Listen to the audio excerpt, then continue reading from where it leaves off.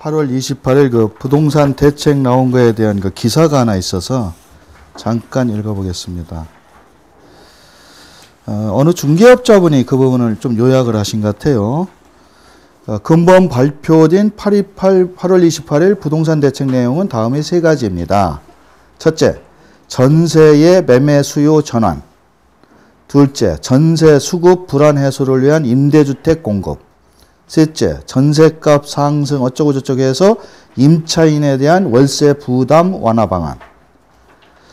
이래 놓고 이제 본인 나름대로의 의견을 좀 써놓으셨더라고. 특히 궁금해하는 첫 번째 1번은 취득세 감면, 양도세 중과 완화, 대출 이율의 완화 등의 혜택을 통해 주택을 사라는 내용이다. 6억 이하 주택은 현행 2%에서 1%로 취득세 인하가 확실시되며 이자도 1.5%짜리로 완화를 해주니까 메리트가 있다. 그래서 1번 매매 수요 전환에 대해서는 본인 생각에는 조금 효과가 있지 않겠는가 이렇게 보는 것 같고요. 2번은 미래의 대책이며 시범 시행 후 확대할 예정으로 불확실한 미래의 내용이다. 즉 검토할 가치도 없다. 아직 시행이 된 것도 아니고 거기에 대해서 이렇게 해보겠다 이런 얘기인 것 같고요. 그래서 중개업에 종사하는 당사자로서 틈새 시장으로 대출 이율 이런 것 때문에 망설였던 매수 수요가 조금은 있을 것 같다. 이런 식의 의견을 좀 썼습니다. 여러분들도 똑같을 거로 생각을 합니다. 그 다음에 이제 취득세율 인하. 여러분이 많이 물어보는 것 중에 하나가 취득세 인하가 9월 정기국회에서 통과가 되면 과연 소급 적용을 하겠느냐. 7월 1일부터. 7월 이후에 주택을 취득하신 분들은 혹시 소급이 된다면 환급을 받을 수도 있거든요. 그래서 거기에 대해서 관심들이 있는 것 같은데 서울신문에서 여기에 대해서 장은석 기자가 글을 썼습니다. 일단 정부는 시샘말로 말도 안 된다. 해줄 수가 없다. 왜 그러냐면 이 정부에서 7월 1일부터 해주겠다고 기존의 조치처럼 발표를 했던 것도 아니고 하도 취득세 부분이 부동산에 대해서 주택에 대한 거래 절벽이니 뭐니 문제가 되니까 이와 같이 국회에 던져서 국회에서 심의를 거쳐서 통과가 된다면 그날부터 하겠다는 취지다. 또 한 가지의 이유는 만약에 이것을 7월 1일로 소급을 한다면 거의 예산이 1조 원 정도가 더 들어간다. 지금 9월 정기국회 통과해서 10월 달부터 시행이 돼도 2조 4천억 원 정도의 지방세수를 보전을 해주네. 2조 4천억을 하는 것도 중앙정부에서 지금 부담스러운데 예산이 있는 것도 아니고 그래서 그것도 부가가치세 세원에서 뺏어준다. 그러나 1조 원 정도를 2달 정도 때문에 더 준다는 것은 정부 입장에서는 말도 안 된다. 이런 얘기를 했고요. 그 다음에 소급 적용 시기를 볼 때 여당에서 한나라당은 야당하고 합의만 된다면 충분히 해줄 수 있다. 이렇게 야당은 아직 얘기하고 있습니다. 그러면 제 개인적인 소견은 안 된다. 현재의 정부, 박근혜 정부의 정책에 세제의 정책에 이명박 정부하고 좀 틀린 점이 있어요. 이명박 정부에서는 발표를 하면 법이 통과가 안 됐는데도 불구하고 국회에다가 무조건 던져놓고 민생이다. 해서 국회의원들이 안 할 수 없게끔 만들어서 통과시켜서 소급을 계속했어요. 그게 대표적으로 2009년 3월 15일 날 발표한 양도소득세 중과세율 완화 조치입니다. 근데 그 양도소득세 중과세율은 세율이기 때문에 법에서도 소득세법 본법에 있어요. 본법에 있기 때문에 대통령령으로 바꿀 수가 있는 내용이 아니고 국회를 통과해서 국회에서 법률을 바꿔야 됩니다. 근데 국회 법률이 바꿔지기도 전에 3월 15일 날 정부에서는 무조건 오늘부터 파는 거는 세율 완화해 주겠다. 이렇게 발표를 해요. 그래서 그 당시에는 한나라당인 여당도 반대를 하고 나섰었어요. 자기들을 국회를 너무 무시하는 바를 했다. 그래서 그때 홍준표 그 의원이 빨간 그 넥타이 메고 텔레비 나와서 자기는 반대한다.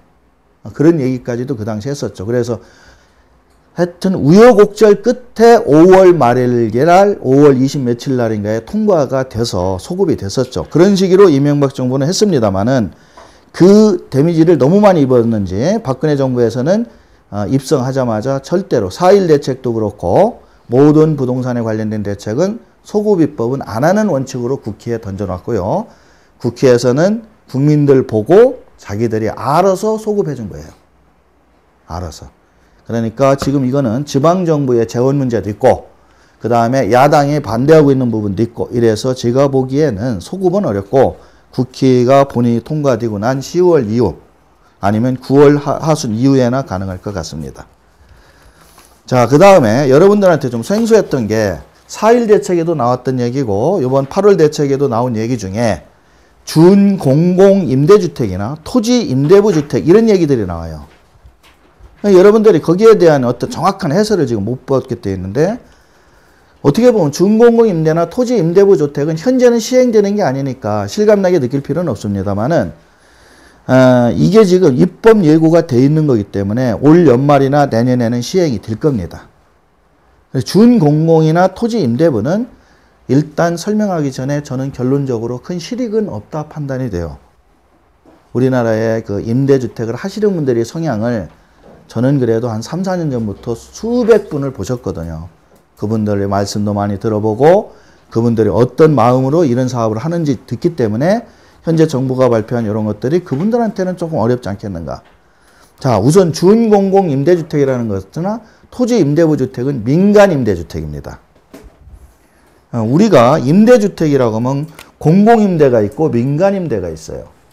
공공임대는 여러분들 잘 알다시피 국가나 지방자치단체, 공사, 주공 이런 데에서 자기들 본인들 땅에다 본인들 집을 지어서 아파트든 뭐든 영구임대든 뭐든 분양하는 거니까 이거는 국가가 하는 거니까 우리는 신경 쓸 일이 없습니다.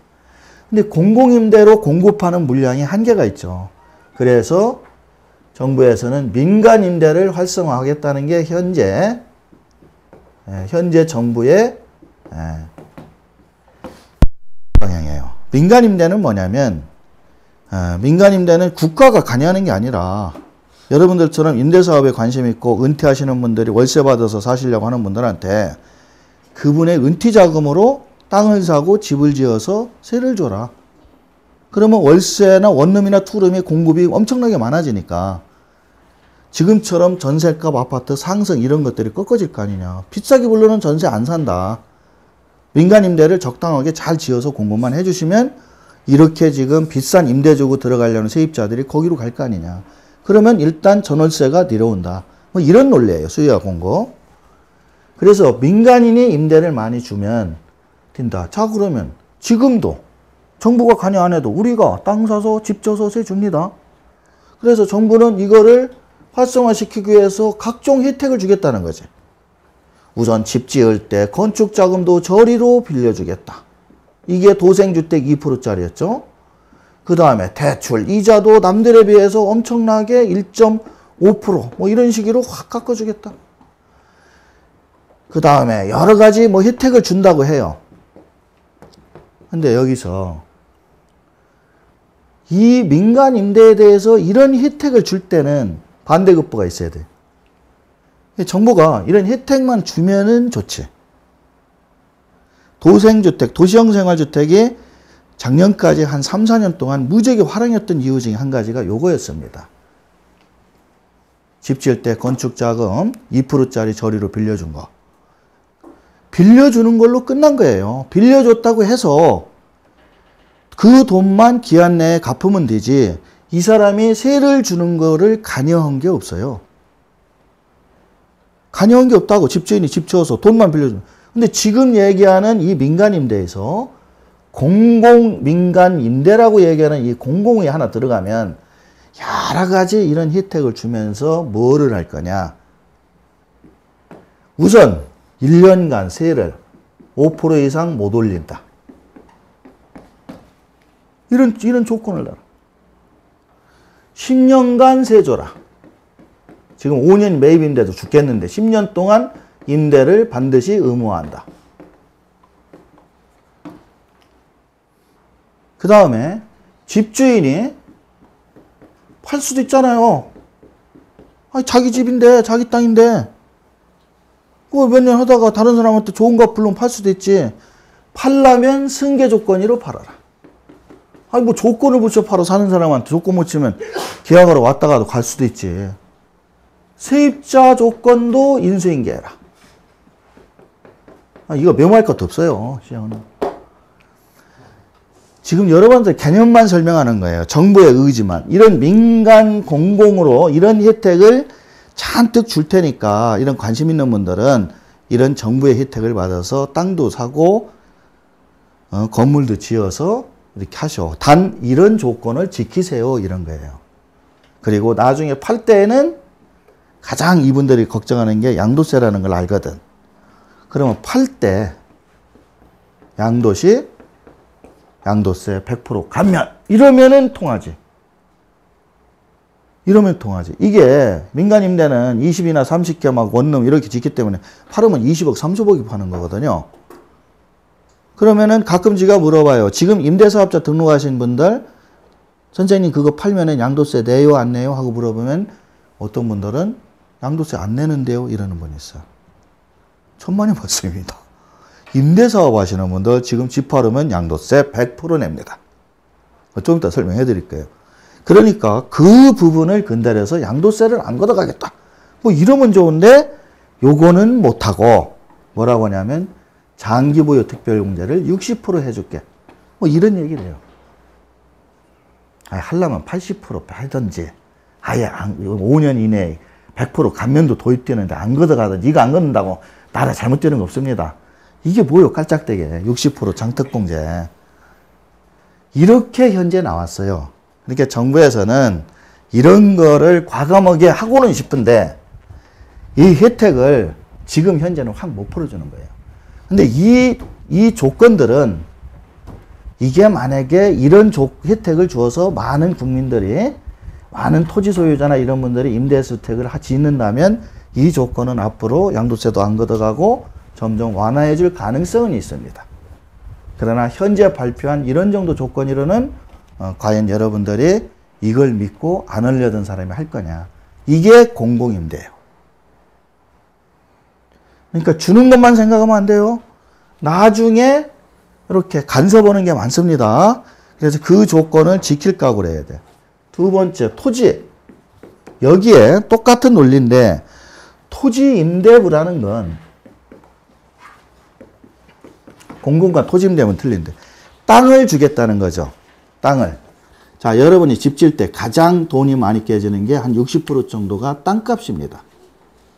그래서 땅이 있는 사람은 거기다 짓지만 건축을 많이 하고 집 장사 하시는 분들은 누가 땅만 주면은 집 짓는 거는 진짜 쉬워요. 요게 이제 모양이나 역세권이나 이런 거에 따라서 분양이나 임대만 쉽다면 땅만 있으면 참 좋죠. 참 매력적인 말이에요. 토지를 자기 땅이 아닌데도 지어서 임대사업 할 수 있다는 것. 근데 여기서 잘 보셔야 돼요. 토지 임대부의 토지는 나라 땅을 주는 게 아닙니다. 나라 땅을 주는 게 아니에요. 국가나 지방자치단체가 자기들 땅에 좋은 거를 줘가지고 일반인한테 건축업자한테 지어서 임대하세요. 그리고 이익 나오면 나눠 먹읍시다. 이러면 땅 공짜로 받았으니까 크게 손해볼 일 없으니까 하겠죠. 근데 나라 땅 주는 게 아니라니까요. 저리로. 개인 땅입니다. 지금의 법은 여러분이 집을 지으려면 땅을 본인 명으로 소유권을 받아서 토지 소유자이어야만 건축 허가도 나고 세무서에 가서 사업자 등록도 나요. 근데 토지 소유자는 갑이야. 근데 을이라는 분이 갑한테 임대 계약을 맺어. 토지를 내가 이렇게 사용승낙서 같은 거예요. 그리고 갑의 토지 후에 을이 건물을 지어서 을의 소유권의 건물을 가져요. 이 갑의 토지, 을의 건물. 그리고 임대를 줘요. 그리고 뭐라고 정부는 얘기하냐면 갑과 을의 토지 임대 계약에 대해서는 우리는 관여 안 할게. 당신들끼리 자율적으로 해. 예를 들어서 이것을 좀 더 제대로 하려면 자, 토지를 세주는 사람은 많이 받고 싶어 하잖아요. 땅을 건물을 지어 사는 사람은 적게 주고 해 수익이 날 거 아니에요. 그러면 그 갭을 정부가 보전을 해준다든지. 예를 들어서 토지의 갑은 예를 들어 100을 받으려고 그러고 을은 50만 준다고 그러면 그 중간 조정을 해서 70으로 해서 차이 나는 20은 정부가 거기를 나름대로 뭐 보전을 해준다든지 이런 것을 하면서 이거를 만약에 한다면 그래도 제가 보기에는 할 사람은 없을 것 같은데 그래도 할 사람은 없을 것 같은데 토지임대부가 나온 정책은 이렇습니다. 이렇게 해가지고 똑같이 나중에 이런 조건으로 임대를 해라. 그럼 땅이 없어서 못 짓던 분들은 토지를 준다고 그러니까 엄청 좋은데 주는 게 아니라 자기가 알아서 땅 주인하고 협상해가지고 다만 법을 고쳐주겠다는 얘기야. 법을 고쳐줄 테니까 지금은 토지 소유자로 돼야만 사업자 등록도 내고 건축 허가도 냈던 것을 당신이 토지 소유자가 아니더라도 그 토지 소유자인 가보고 임대 계약서만 하나 첨부해서 가져오면 을한테 허가도 내주고 사업자 등록도 내주겠다. 이게 토지 임대부예요. 자, 여러분들이 상식적으로 생각하시기 바랍니다. 그래서 지금 얘기한 공공임대나 토지임대부는 4.1 대책에서 나왔던 얘기인데 지금 뭐 국회에 계류 중이고 이러지만 제가 보기에는 저는 뭐 집을 안 지어보니까 모르는데 여기 집을 실제 지을 분들 그 조건으로 하라 보면 특히 여러분이 땅을 가지고 있는 갑이 입장이라고 생각해 봐요. 을한테 그 임대계약 하겠습니까? 왜? 임대계약에서 을이 집 지면 따로 등기에 지상권 설정을 안 해도 그 기간 내에는 자기 땅을 자기가 못 해요. 그 땅 임대료만 받고 끝나. 그런데 을이 임대료 안 주면 어떻게 돼? 땅 위에 건물은 올라갔고 자기 땅 처분도 못 해. 임대료 안 주고 땡깡 부리면 돈도 못 받아. 우리나라 분들이 얼마나 의심이 많은데 재산에 대해서는 특히 그런 땅들은 역세권에 있는 좋은 알짜배기 땅들이에요. 그러니까 자기가 건축비 받아서 자기가 짓지 뭘 그거를 을한테 맡겨서 땅에 대한 임대료를 받겠냐고. 이게 성공하려면 토지를 국가가 제공해 준다면 모르지.